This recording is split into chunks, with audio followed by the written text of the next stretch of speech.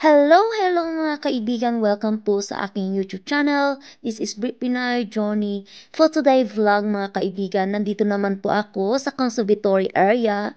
Nais ko lang po i-share sa inyo yung mga kaganapan ng ating mga tanim dito.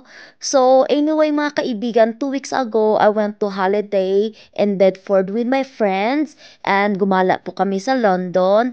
So pagdating ko dito kay Alaga, after my 1 week holiday, ito na po yung bubungad sa atin. Yung mga tanim ko po mga kaibigan ay bondray yung ating mga tomato.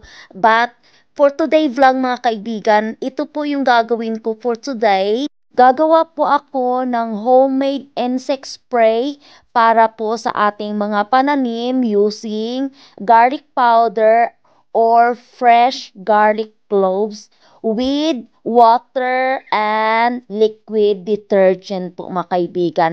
Pangtanggal po ng insekto sa ating mga tanim.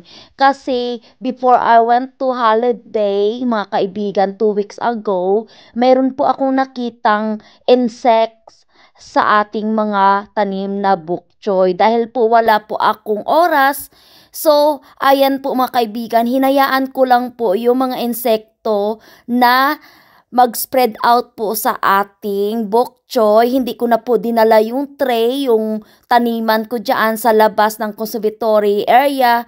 Kaya't dama yung ating cucumber and also bell pepper. Ipakita ko po sa inyo kung mga kaibigan, ayan po yung green flies na sa bok choy po. Marami po talaga silang mga kaibigan dyan. So, it's my biggest mistake po talaga na hindi ko po talagang hinarvest na ito, yung mga bok choy, at saka itapon na lang po, ilagay na lang po sa compost bin yung ating mga bok choy na pananim before I left for my holiday 2 weeks ago. So, kaya nangyari, damay-damay po yung pag-spread out po ng mga green fly sa ating mga tanim. Sayang nga mga kaibigan kasi talagang ang dami-dami nila na talagang nag-lay eggs po sila sa mga dahon ng ating mga bell pepper and also po sa ating cucumber. So ito po yung mga tanim nating tomato mga kaibigan. So ang gagawin ko mga kaibigan, bago ako magdilig dyan, maglagay muna ako ng spray dito sa ating mga pananim na bell pepper. Ayan naman po mga kaibigan, nakikita nyo sobrang dami talaga ng green flies. Ayan, parang kuto po sila kaso lang kulay green. Pag once na fully matured po yan sila mga kaibigan, they turns to flies. Ruin talaga yung ating mga pananim dyan mga kaibigan. Before tayo gagawa ng homemade insect spray mga kaibigan, gusto ko lang po mag-shout out sa lahat po ng ating mga legit organic friends, mga timbakbakan at saka promote team. Maraming salamat po sa inyong walang sawang pagsusupport sa akin even though I was so busy past few weeks sa aking trabaho and also hindi po ako talaga nakapagdalaw sa inyo. Pasensya na lang po mga kaibigan, wait nyo na lang po ang aking sukli. Soon, pag may marami na tayong oras, I will get back to you as soon as I can. Thank you so much po mga kaibigan sa support nyo talaga mga kaibigan. Ito na po yung ating tanim na cucumber. Ayan, may mga green flies din po iyan mga kaibigan. Yung nakaraang araw po ay nagputol po ako dyan ng dulo ng tangkay ng ating cucumber kasi daming green flies talaga mga kaibigan. Hindi ko po talaga matiis na ganyan po yung nangyari sa ating mga tanim dito sa conservatory area. Talagang lalo silang dumami this year. Panahon siguro ng paraming insekto siguro mga kaibigan, kaya't ganun.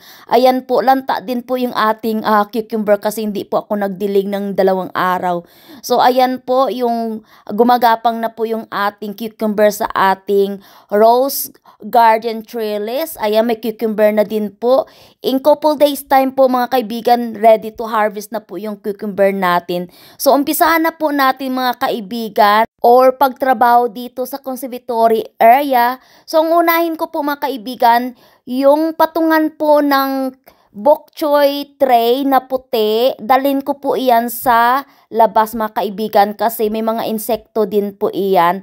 So, I will drag them out first and then lalagay ko po sa likuran ng pintuan dyan sa labas. And then, after na maidala ko yan sa labas mga kaibigan, ayusin ko naman po yung mga tanim natin sa conservatory area at gagawa po ng garlic powder dissolved in water with detergent liquid din po. Yan po yung insect spray po natin na gagawin dyan pang spray po sa ating bell pepper and also cucumber kasi dami po ding talagang green insect dyan. I'm really annoyed kasi ano po talaga mga kaibigan, sayang yung ating bok choy dyan. Gonna put that in the compost once may time po ako. So samantala, park lang muna dyan sa labas. And then, i-drag ko din po ito yung ating butternut squash or pumpkin. Dadaling ko po ito sa labas kasi wala naman po siyang bunga mga kaibigan. I don't know, maybe this is male pumpkin or butternut squash yata ito mga kaibigan kasi tinry kong manually pollination talaga, hindi talaga siya bumubunga. So, dalhin ko po ito sa labas mga kaibigan. Before natin dalhin to sa labas, i-refill ko muna yung compost soil nito ng ating pumpkin plant pot and then dalhin ko po sila sa labas. And then, maglinis-linis muna ako dyan. Fast forward ko na lang po ito mga kaibigan yung ating paglalagay ng soil sa ating plant pot dyan. And then, dalhin ko na po ito sa labas.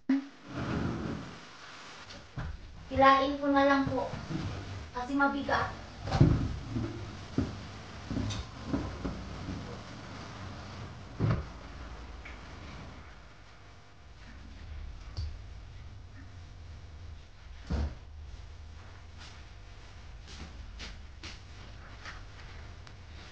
Ayan. Hinila ko na po mga kaibigan. Punta tayo doon sa kabila.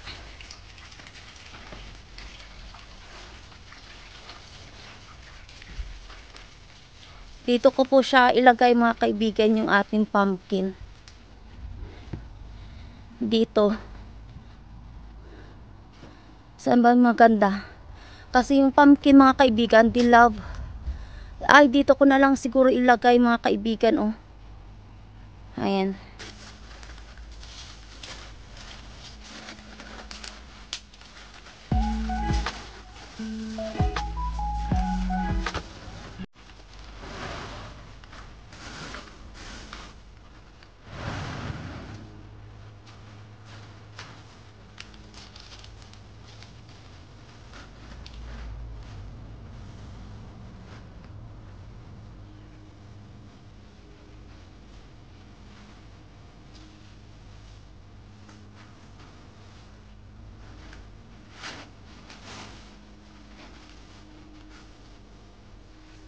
Ayan.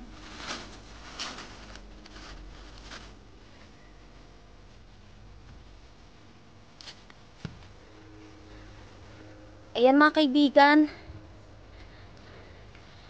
Diyan ko na po nilagay yung ating butternut squash. Gagapang lang po siya dyan kasi mainit dito banda. So, balik na po tayo sa conservatory area.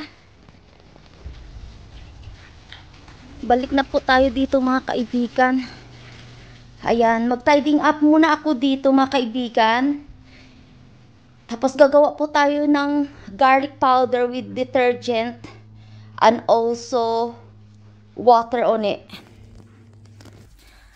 Ayan po yung bottle natin ng spray. I already put lukewarm of water and detergent. Gagamit lang po ako ng garlic granules. Nakikita niyo ba mga kaibigan? Ayan, blurred po yung ating ano. Ayan. Ito lang. Gagamitin ko. First time ko lang po gumamit nito mga kaibigan. Kung tatalaba sa ating organic spray para po sa mga insects. And then, ayan. Anin lang po natin. I-shake lang po natin. Ayan. Kasi mainit-init pa yung tubig. Mag-add on muna ako ng tubig dyan ulit. Ito po yung ginawa ko kanina. Kailangan po ma-overnight po ito yung garlic. Kasi fresh garlic po yung nilagay ko dito. Ayan. Ibabad lang natin ito over. Ay, hindi po siya pwede mga kaibigan kasi mayroon siyang mayroon po siyang mga butil-butil ng garlic. So, ito na lang samantala mga kaibigan. No, try natin i-spray kung mag-work siya or not. So, tayo na po mga kaibigan. Mag-spray po tayo. Ayan. Yung ating spray. Ayan. Ito po yung gagawin natin. Pang-spray. Hopefully mag-work siya. Kasi, ayan po. Kasi may butil ng garlic. Hindi na siya mag-spray mga kaibigan. Ayan mga kaibigan. Huminto po tayo mag-spray. Nilipat ko po dito sa empty bottle ng antibacterial spray. Na-rinse out ko properly ito mga kaibigan. Nakikita nyo po, ito po yung garlic powder. May mga butil-butil pa siya dyan.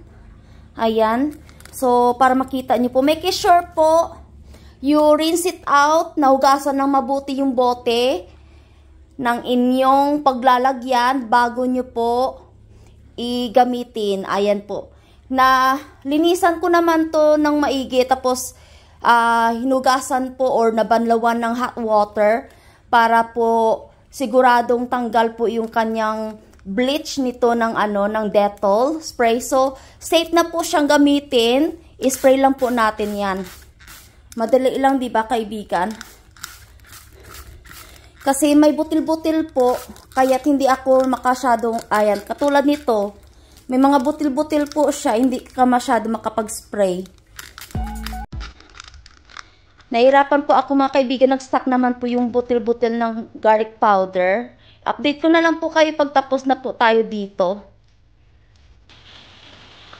Ayan na po mga kaibigan, okay na po yung spray natin. Nasprayhan ko na po lahat ng dahon ng ating bell pepper and also po sa ating cucumber.